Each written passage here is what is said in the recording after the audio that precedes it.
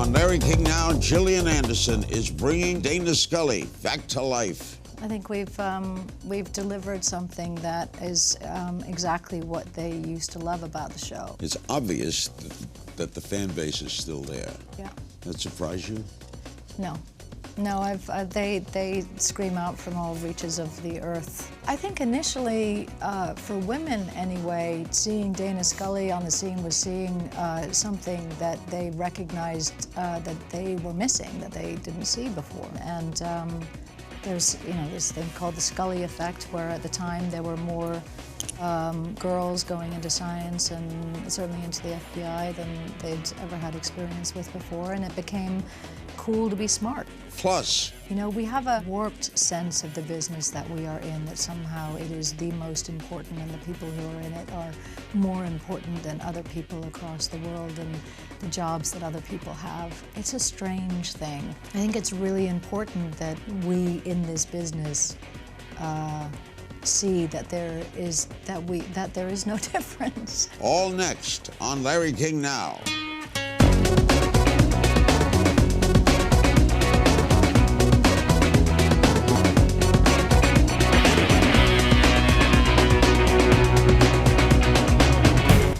For 9 seasons, Gillian Anderson played the indelible role of Agent Dana Scully on the seminal TV series The X-Files, a show that was one of the major hits of the 90s. And Gillian has gone on to star in a myriad stage and screen projects, in The Fall, in Hannibal, in A Streetcar Named Desire among them. And now, after more than a decade, X-Files returns to television for a special 6-episode miniseries. It'll premiere January 24th on Fox at 10 p.m. Eastern, 7 Pacific. Gillian can also be seen in the BBC and Weinstein Company miniseries War and Peace. That debuts January 18th at 9 p.m. on Lifetime A&E and History. Gillian is an author, activist, Golden Globe, SAG, and Emmy Award-winning actor. And a busy girl, right? Wow. You are busy. I am busy. Well, how do you feel about X-Files coming back?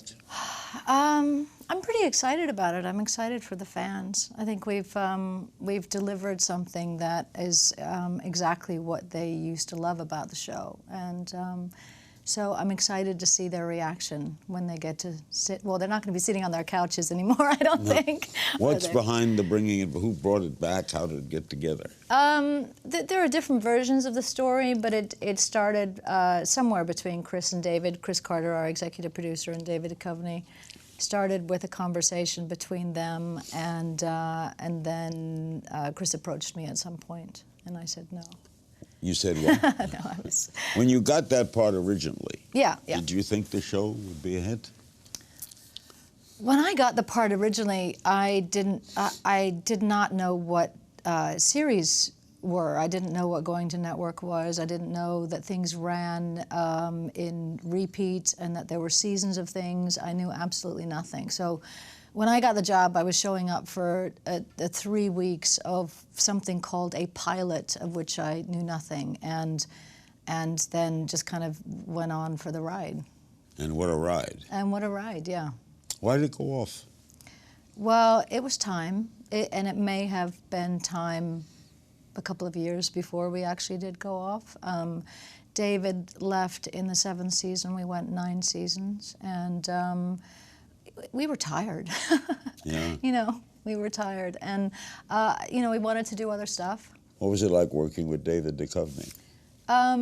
It was complicated, I think, for both of us. We spent every waking hour with each other, and 9 months a year for 7 years, and I think at times we both felt the pressure of just that relationship, of such an intense relationship, and so we went up and down in our relationship. But off the air too? Oh, all off the air. I mean, yeah, on set. We didn't really spend any time personally together. We didn't go out for meals or anything. Oh, we didn't have any time. We didn't eat. But the relationship was complicated in the script. Yes, it was. I mean, and that's part of what made it sustain, I think, and that's what the fans loved about it. It was complicated. Based on the number of social media questions we got Yeah. when we announced you'd be on, it's obvious that the fan base is still there. Yeah. That surprise you? No. No, they scream out from all reaches of the earth all the time. Why did they like Dana so much? I think initially, for women anyway, seeing Dana Scully on the scene was seeing something that they recognized that they were missing, that they didn't see before.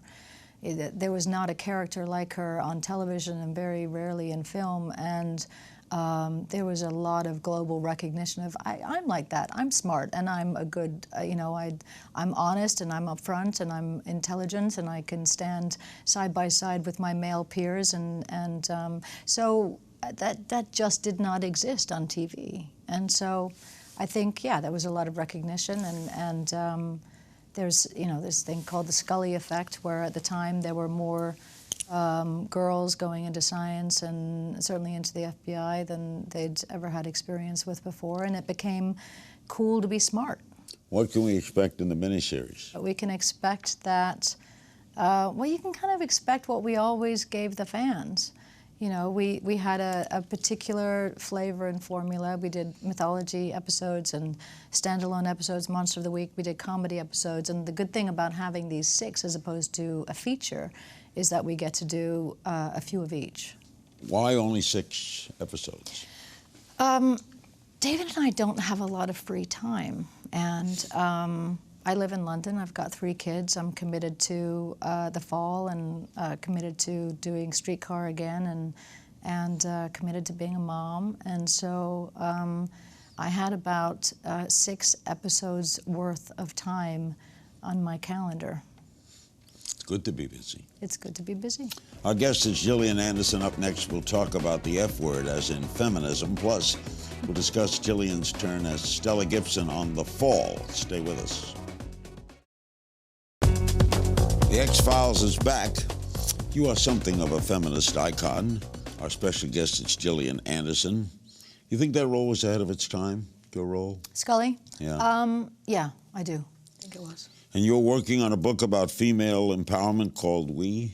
I am, yeah. The theme is women sticking up for each other, is that it? Well, the theme is, I started to notice the degree of women-on-women hate that exists, and the one thing that we have in common as women is that we are women, and that it's a perfect opportunity for us to stick together as opposed to fight against each other. And there's a lot of competition out there in the world, and so it became important for me to kind of figure out a way to have that conversation in a broader sense, and encouraging women to be the best that we can be, to deal with our own individual issues, to clean up our side of the street in order to be our best potential, to encourage honesty and kindness and charity, encouraging women to address all of those attributes in themselves and in order to do good work in the world. Are we going to make strides in gender inequality, do you think? Well, it seems like the conversation is getting bigger and broader and more acceptable to have the conversation. And there's some pretty powerful women out there who are leading that conversation. And I think that there is, from what I'm seeing, action that is following that conversation. The Academy Award nominations were just announced, and there are no people of color nominated this year. Is that true? Yeah. Surprised to hear that. That is unbelievable. Yeah, it is, with all the strides we supposedly have made. Oh, my God. Tell me about The Fall. This is its 3rd season, right? I'm sorry, that is unbelievable. Tell you about The Fall. What would you like to know? You're shocked by that. I am too. shocked by that. I just learned it too. The Fall is heading into its 3rd year. It's called the most feminist show on television, right? The Atlantic called it that. Yeah. And I understand that you, Stella Gibson, are catching the serial killer you've been after. right? Jamie Dornan, who you may know from 50 Shades of Grey. He started this series before he did that. He is the serial killer. And at the end of the second episode, she catches, is it the second one? No, I'm confused. I'm so confused. Yes, she does. She catches him. And where does it go from here? Well, he is imprisoned at the end, and then he, I don't know how much I can say for people who haven't seen it. He ends up getting shot, and that's the last time that we have seen him and them, and we don't know whether he survived the shooting. So I'm in the process of filming the third season, and that remains a question. And that's filmed in London? It's filmed in Belfast. In Belfast, Yeah, right? yeah. Why do you live in London? I grew up in London, and we were always going to move. We moved to Grand Rapids, Michigan when I was 11, and we were always going to move back. And I missed it as a child. I felt very out of place in Grand Rapids. Your father went from London to Grand Rapids? Yeah, yeah. He went to the London Film School, and one of his old film school mates called him up and said, come to Grand Rapids, Michigan and get rich making industrial films. So we moved there, and we would go back in the summertime because my folks had a flat there. And in my mind, we were always going to go back again. And in fact, when I was 16 and we were there over the summer, some neighbors of ours were, we went to go visit them, and they had this lovely, tiny little flat a couple doors down from us. And I said, if you guys ever sell this, call me. And they did. When I was 24, I got a phone call from them, and they said, we're selling. Do you want to buy? You said you wanted. And I had literally, so I was living in Vancouver. We were doing the series. I had my child. Had my first paychecks, and I was in the process of buying a house in Vancouver because we were there. And I said no. But had I not been, I knew in that moment I would have said yes, and that I would buy again. Scully or Gibson? We'll learn where Gillian's loyalties lie in our game of If You Only Knew right after the break. We're back with Gillian Anderson. Do you have a preference, Scully over Gibson, or Gibson over Scully? I really like playing Stella Gibson. I'm fascinated by her.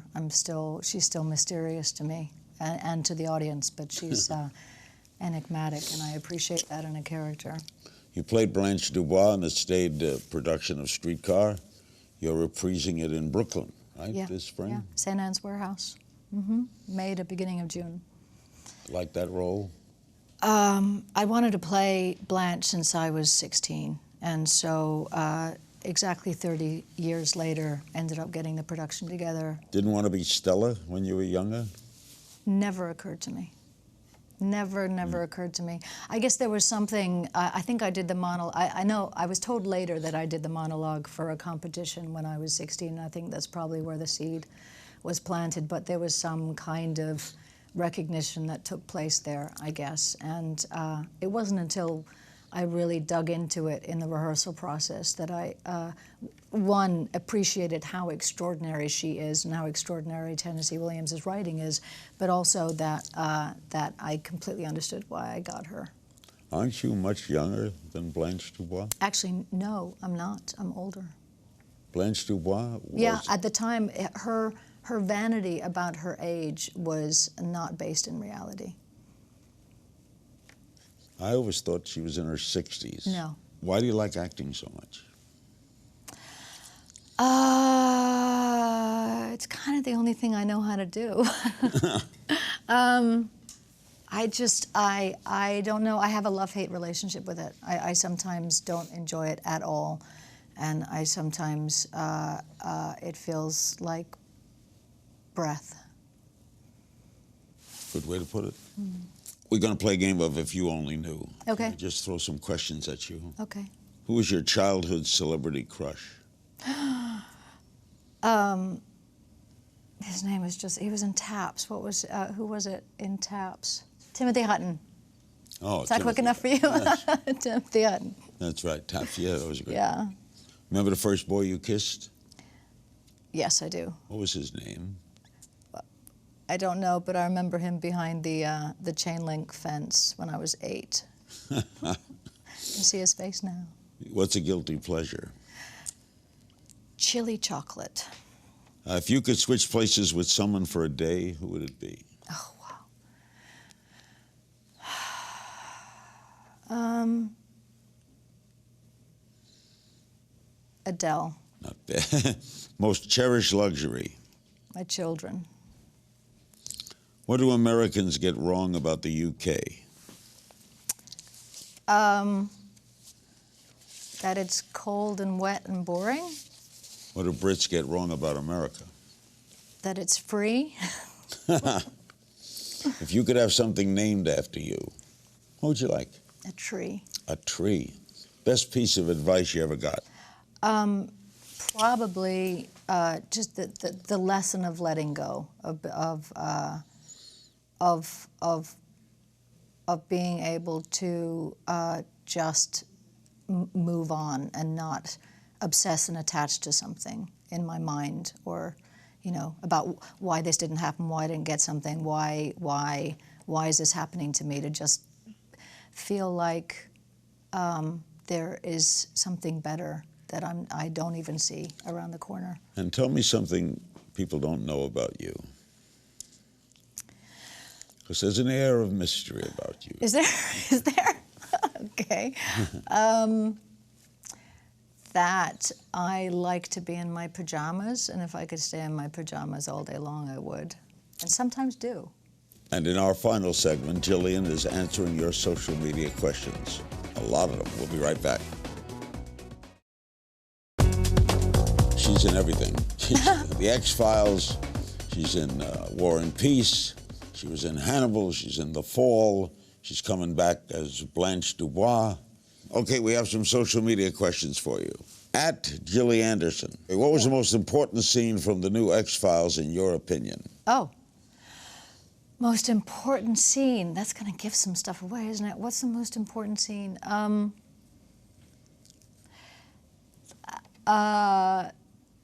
Well, there's a scene when Scully walks into Mulder's office and he is throwing pencils at something. And that's kind of a quintessentially Mulder, Scully, X-Files moment that was fun to play. Look forward to it. Juliana Nador, did you discover anything new about Scully or yourself once you got back into her character? That I need to be less confident about my ability to slide back into characters that I've played before. I found it more challenging than I had anticipated, yeah. And I approached it a bit too stridently, I think, and need to pay a bit more attention next time. At Trier N9 writes, fans associate you with many descriptive characteristics: strength, fight for equality, passion, style, femininity, class. Which characteristic are you most proud of when you hear that list? And how do you feel about the fact that we see you that way? I love that you see me that way. I'm honored that I feel there's a lot of things that I feel very strongly about, and I'm very opinionated, and yeah, so that I am seen as an activist and a feminist, and that I am as supportive as I am towards other women and equality in women, I think is probably how I would like to be seen. At Amy M. by the Sea asks, what's your favorite thing about going to Comic-Con and meeting fans?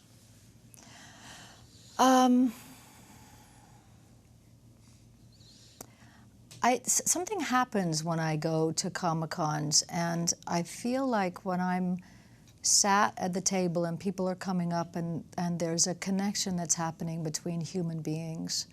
And I don't often get to be in that situation, that face-to-face, so close with people. And it's not the fandom aspect of it or the love that's coming towards me. It's the human connection between people who have shared something. The work that I have done is shared with other human beings, and in that there is recognition, there is connection, there's identity, there's a sense that when people stand in front of me, that they are seeing me and I am seeing them, and I'm accepting them and they are accepting me exactly as I am.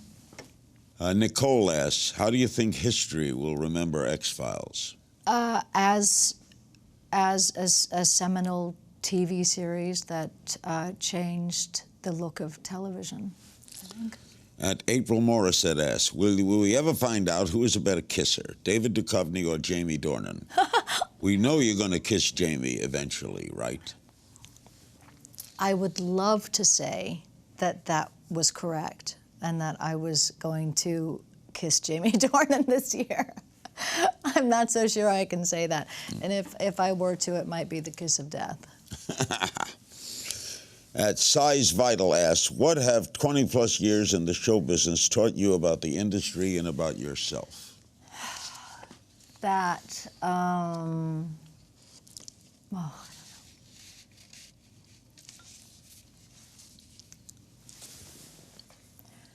that priorities are really important, and integrity is important, and that it's equally, if not more important, to spend time with friends and family than it is. We have a warped sense of the business that we are in, that somehow it is the most important and the people who are in it are more important than other people across the world and the jobs that other people have, and being an actor is more important than being a plumber, and it's a strange thing, and I think it's really important that we in this business see that there is no difference, and that it's really important to me that my kids do not have a sense that their mom is more special in any way, and so I think that's what I've learned is, my brother passed away a few years ago, age 30, of a brain tumor, and when you have those health issues in family and people that are close to you, the world narrows. Your world, you have blinders on, and it's a really interesting place to reside, and puts a lot of things into perspective. And finally, E. Maddie, 2016 is a big year for you. War and Peace, The X-Files, The Fall, Streetcar, and Viceroy's House. What's next?